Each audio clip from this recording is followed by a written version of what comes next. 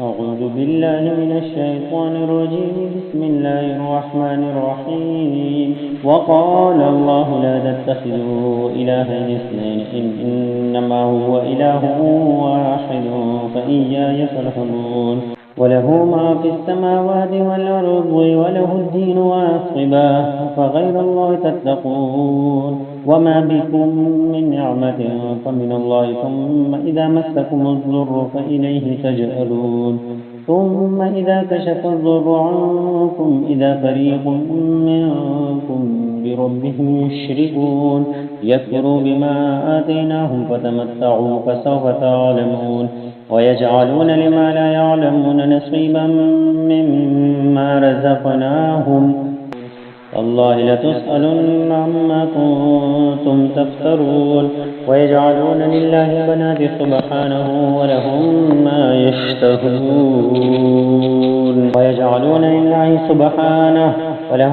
يشتهون.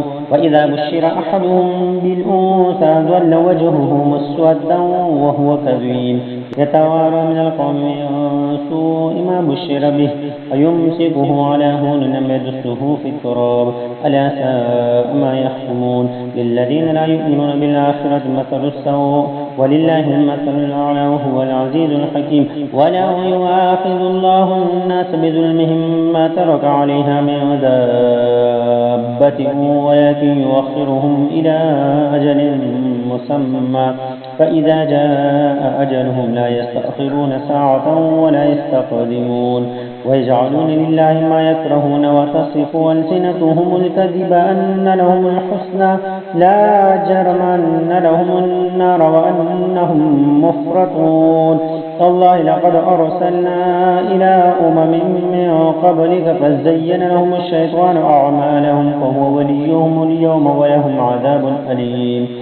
وما أنزلنا عليك الكتاب إلا لتبين لهم الذي اختلفوا فيه وهدى ورحمة لقوم يؤمنون.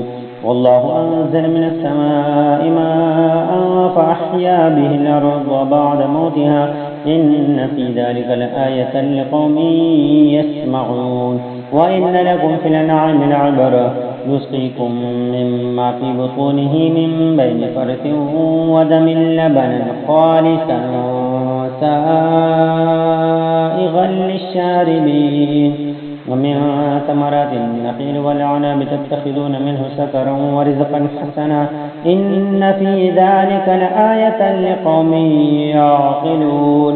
وأوحى ربك إلى النحل أن اتخذي من الجبال بيوتا ومن الشجر ومما يعرشون ثم كلي من كل الثمرات فاسلكي سبل ربك ذللا يخرج من بطونها شراب مختلف ألوانه فيه شفاء للناس إن في ذلك لآية لقوم يتفكرون. والله خلقكم ثم يتوفاكم ومن يرد إلى أرذل العمر لكي لا يعلم من بعد علم شيئا إن الله عليم قدير.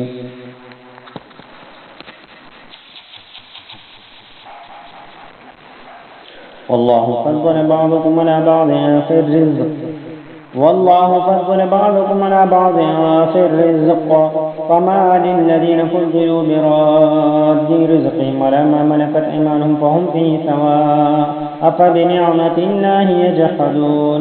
والله جعل لكم من أنفسكم أزواجا وجعل لكم من أزواجكم بنين وحفدة ورزقكم من الطيبات أفبالباطل يؤمنون وبنعمة الله وهم يكفرون. ويعبدون من دون الله ما لا يملك لهم رزقا من السماوات والأرض شيئا ولا يستطيعون. فلا تضربوا لله الأمثال إن الله يعلم وأنتم لا تعلمون. ضرب الله مثلا عبدا مملوكا لا يقدر على شيء ومن رزقناه منا رزقا حسنا فهو ينفق منه سرا وجهرا هل يستوون الحمد لله بل أكثرهم لا يعلمون وضرب الله مثلا الرجلين أحدهما أبكم لا يقدر على شيء ومره شيء وهو كل على مولاه لا يقدرون على شيء وهو كل على مولاه أينما يوجهه لا يأتي بخير هل يستويه ومن يأمر بالعدل وهو على صراط مستقيم ولله غيب السماوات والأرض وما أمر الساعة إلا كلمح البصر أو هو أقرب إن الله على كل شيء قدير والله أخرجكم من بطون أمهاتكم لا تعلمون شيئا وجعل لكم السمع والأبصار والأفئدة لعلكم تشكرون ألم يروا إلى الطير مسخرات في جو السماء ما يمسكهن إلا الله إن في ذلك الآيات لقوم يؤمنون إن في ذلك الآيات لقوم يؤمنون والله جعل لكم من بيوتكم سكنا وجعل لكم من جلود الأنعام والبيوت تستخفونها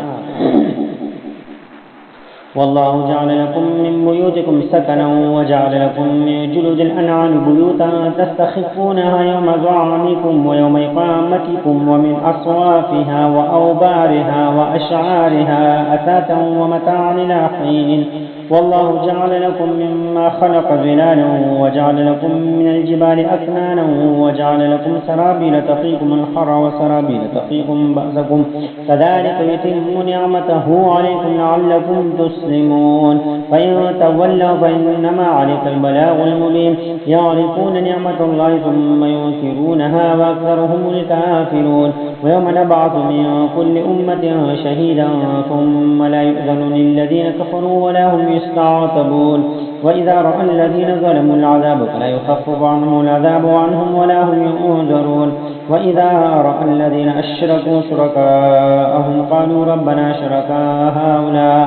قالوا ربنا هؤلاء شركاؤنا الذين كنا ندعو من دونك فألقوا إليهم القول إنكم لكاذبون وألقوا إلى الله يومئذ السلم وضل عنهم ما كانوا يفترون الذين كفروا وصدوا عن سبيل الله زدناهم عذابا فوق العذاب بما كانوا يفسدون ويوم نبعث في كل أمة شهيدا عليهم من أنفسهم وجئنا بك شهيدا على هؤلاء ونزلنا عليك الكتاب تبيانا لكل شيء وهدى ورحمة وبشرى للمسلمين